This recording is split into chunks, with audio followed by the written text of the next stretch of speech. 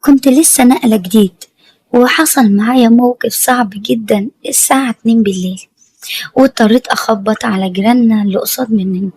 وكانت المفاجأة، ويا ريتني ما كنت خبطت على الباب في يوم من الأيام. صاحبة القصة بتقول اسمي شيماء، عندي 25 سنة، متجوزة من 3 سنين. طبعا كنت متجوزة شخص عادي جدا، اتقدم لي وكان مناسب، كان عنده شقة وعنده محل وكان بيكسب كويس. وطبعا هو كانت ظروفه اللي باينة المادية إن هو كويس، وكان شاب وسنه صغير. وطبعا دي كل المواصفات اللي أي بنت ممكن تدور عليها لو مفيش حب. أنا من الأرياف، وطبعا هو كان عايش في المدينة، وكان بالنسبة لي شخص مناسب جدا، لأن بالنسبة لي أنا هعيش حياة كده مرتاحة، مش هيبقى فيها تعب أو مجهود كتير. ده غير إن أنا هبقى عايشة مستقلة في حياتي لوحدي، غير طبيعة الأرياف عندنا، عندهم أرض وشغل كتير. وطبعا ما ببقاش ليا حياتي الخاصة، وبتبقى الأمور مختلفة تماما. وبالنسبة لي من وجهة نظري أنا، لأني ما كنتش حابة المكان اللي كنت عايشة فيه، كان بالنسبة لي مناسب جدا. وفعلا اتخطبنا، وبعد كده بفترة قصيرة اتجوزنا. أنا تعليمي متوسط، ما كملتش تعليمي يعني. المهم كنت سعيدة جدا يوم فرحي، كنت حاسة إني طايرة من الفرح، كنت جميلة جدا. اليوم اللي طول عمر أي بنت بتحلم بيه، الفستان الأبيض والميك اب الجميل، وإن هي تكون كل الأنظار حواليها وكل الناس معجبة بيها وبجمالها. هو ده بالظبط اللي أنا كنت حاسة بيه. كنت بتمنى إن اليوم أيام عمري كلها تقف عند الليلة دي. ما كنتش حابة إن يبقى في أيام بعدها ولا قبلها، من كتر ما كنت سعيدة ومبسوطة. وطبعا مر كذا شهر ولقيت نفسي حامل، بس كان حملي صعب شوية، لأن كان عندي شوية مشاكل، فكنت بواجه كل الحاجات دي في أثناء فترة الحمل. كان الدكتور دايما بيطلب مني استراحة تامة، مفيش أي بذل مجهود خالص، بالذات في الكام شهر الأولانيين. وطبعا كلنا فاهمين احتياجات البيت واحتياجات الزوج اللي ما بيستغناش عنها. كنت بحاول أعمل اللي أقدر عليه، ولكن طبعا ما كنتش بقدر أقوم بكل واجباتي، بالذات من ناحية زوجي. كان بيتضايق جدا وبيتعصب على طول. وحسيت من الفترة دي كده إن أنا بتعامل مع شخص معرفوش، مفيش بينا أي تفاهم ولا تقدير للموقف، ولا تقدير ظروفي الصحية، ولا إن أنا برضو يعني وضعي ما يسمعش بأي مجهود، أو ما يسمحش بأي تعب. ومن هنا بدأ طبعه الحقيقي يبان ويظهر، وقد إيه هو شخص عصبي وما بيتفهمش، وأحيان كتير كان بيعمل تصرفات ما ينفعش أقولها. مرت حياتي على كده، ومريت ب9 شهور كانوا أصعب 9 شهور في حياتي. كنت تعبانة فيهم جدا، قعدت يعني زي 4 شهور كده قبل ما أولد عند ماما، من كتر ما كنت محتاجة رعاية. وبعد طبعا ما جبت بنوت اللي زي القمر، جوزي جه ورجعني. وطبعا لما رجعت لقيت الحال غير الحال، لقيته دايما قاعد في البيت. واتفاجئت بان هو صفى المحل عشان كان عليه فلوس كتير. ويا ريته بعد ما صفى المحل كمان وبقى قاعد في البيت وصرف كل فلوسه، لسه عليه ديون كمان. وبدأت ناس تتردد علينا في الشقة بتاعتنا بعض الأوقات ويطلبوا فلوسهم وحقوقهم، ويحصل صوت عالي ومشاكل كتير. اتفاجئت بجوزي بيقول لي أنا خلاص، في ناس جايين يبصوا على الشقة وكنتي مش موجودة، وفي ناس فعلا جت اتفرجت قبل كده، وفي ناس عايزة تشتريها.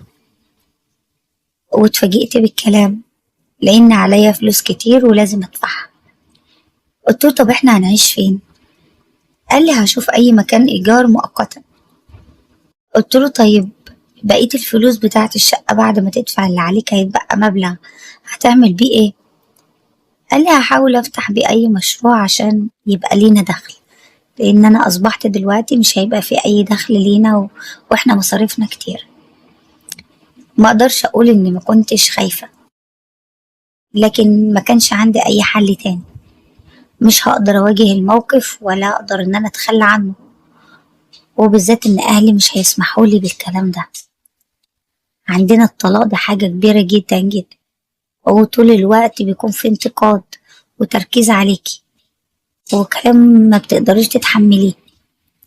فالفكرة دي بعيدة عني تمام. هكمل معاه مهما كانت الظروف. وفعلا باع الشقة وأجر لي شقة في مكان بسيط كده. طبعا ما كانتش عجباني الشقة، لكن اللي قدرت أفهمه منه عشان إيجارها ما يبقاش غالي.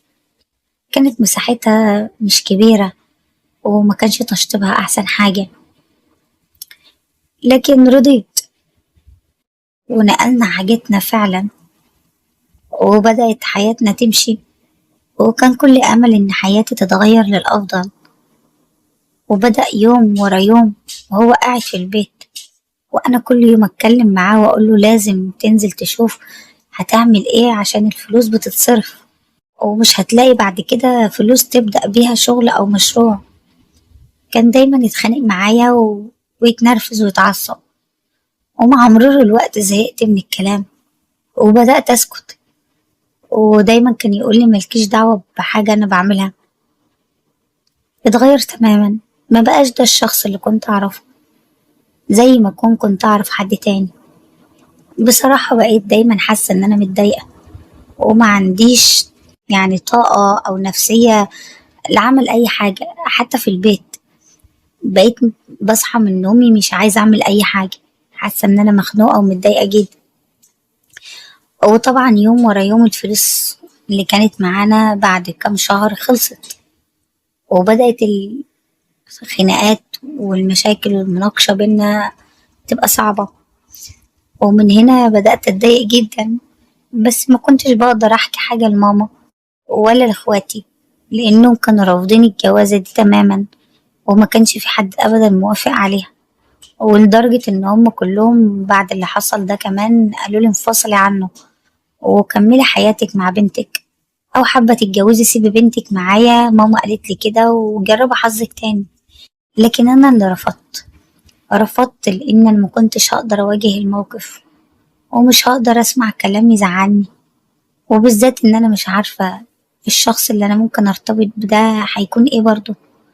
من الآخر كده غير فكرتي عن كل الرجالة. طبعا كنت بسكت، بس فضلت أسكت وما أتكلمش، وأنا جوايا كلام كتير ما كانش بيخليني أروح لحد في آخر فترة. وكان واخد مني التليفون، وكانت الأمور مش كويسة خالص. حتى مكالمة ماما ما كانش بيخليني أكلمها ولا أروح لها، لدرجة إن كان في فرح بنت عمي، وكانت صديقة ليا جدا مقربة، وزعلت مني إن أنا ما حضرتش فرحها، وهو رفض إن أنا أروح أنا وبنتي. ما كنتش بحاول أبين بينا أي خلاف، عشان مش عايزة أسمع لوم وعتاب من حد. ماما كانت دايما تتخانق معايا، وكانوا شايفين إني أنا اللي بصورة وحشة، إن أنا اللي مش عايزة أروح ولا أجي ولا أسأل عليهم. ومن هنا بدأوا يتركوني خالص وقالوا انت حرة في حياتك. بدأت نفسيتي ما تبقاش أحسن حاجة، وكل حاجة في حياتي بتتغير مع مرور الوقت، لحد ما في يوم وصل بينا الحال وما بقاش عندنا لا أكل ولا شرب، ولا حتى بيجيب طلبات البنت الصغيرة. فكرت إن أنا أنزل أشتغل، لكن لما نزلت ومن غير ما أقوله، ولما رجعت حصل بينا خلاف قوي جدا، بالذات بعد ما بلغته إن أنا لقيت شغل وهنزل من بكرة أشتغل وهودي بنت حضانة. حصل بينا خلاف كبير، وبدأ إن هو يتعصب عليا جامد. كان الوقت متأخر، ومن كتر ما لقيت حالته مش طبيعية بدأت إن أنا أخرج من البيت ومعايا بنتي. لكن ساعتها ما كنتش عارفة أعمل إيه أو أروح فين.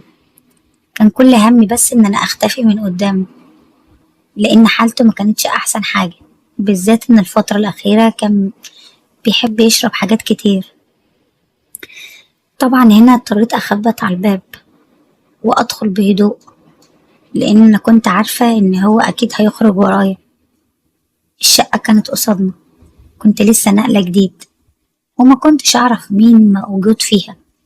دايما فيها هدوء وما فيهاش حد. شفت كذا مرة ست بتنشر الغسيل وبسلم عليها عادي، لكن مفيش أي كلام اتفتح ما بينا. فكنت متوقعة إن اللي موجود هنا عيلة زيهم بالظبط.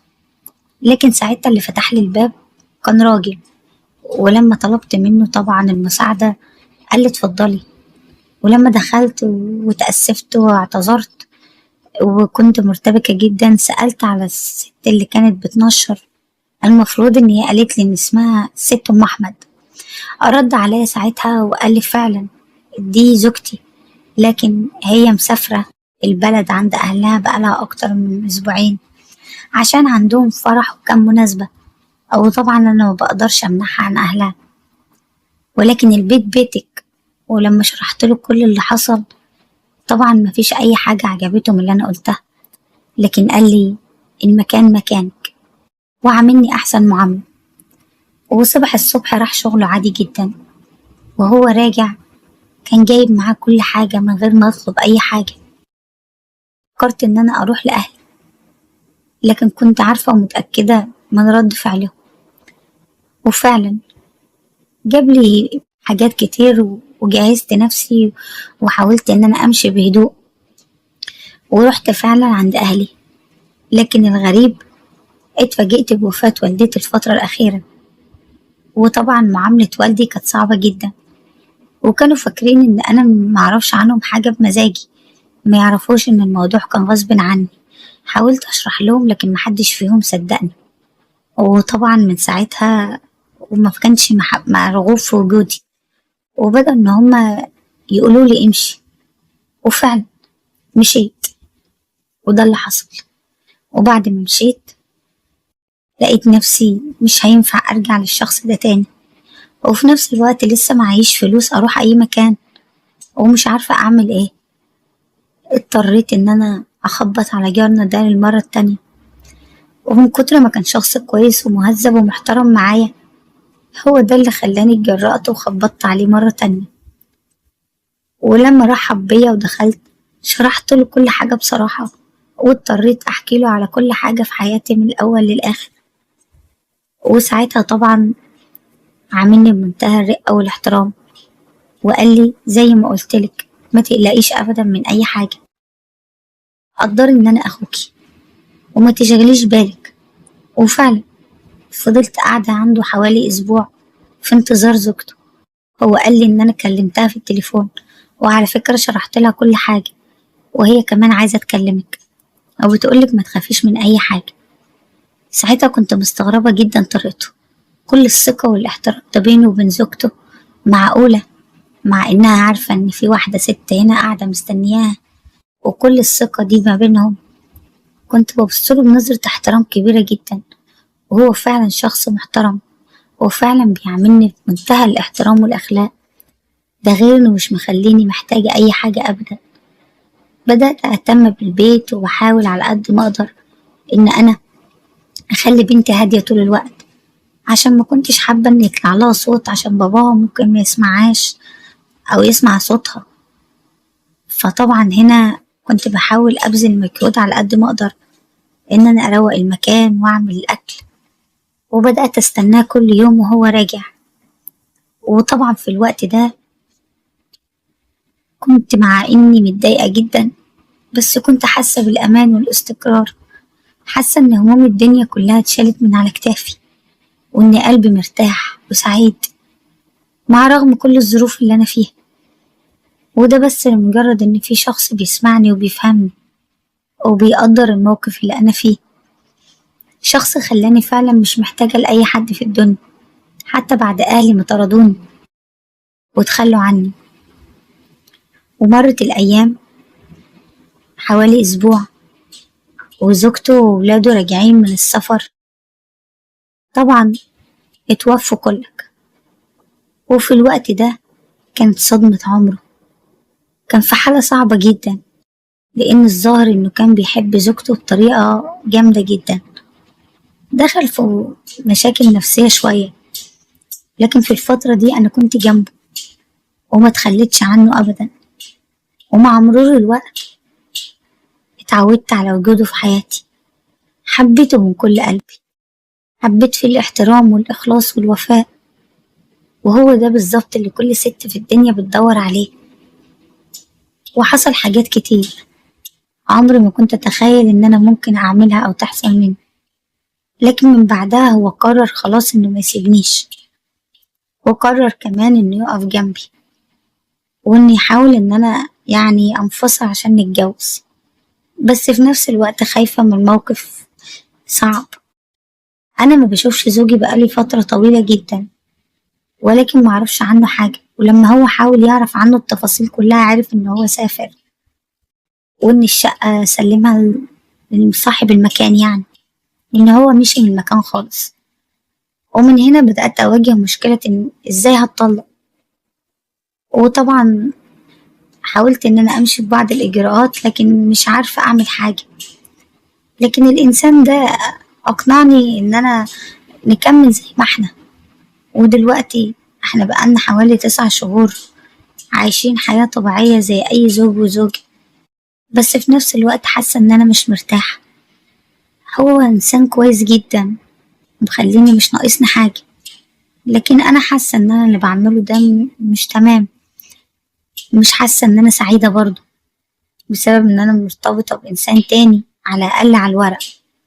مشكلتي فعلا مش عارفة أعمل فيها إيه. وهو أنا شايفة إن معندوش أي شجاعة إنه يجري في أي حاجة، لكن أنا اللي حابة أأمن نفسي، لأني حاسة إن أنا كده بعمل حاجة مش صح، وبالذات كمان عشان بنتي.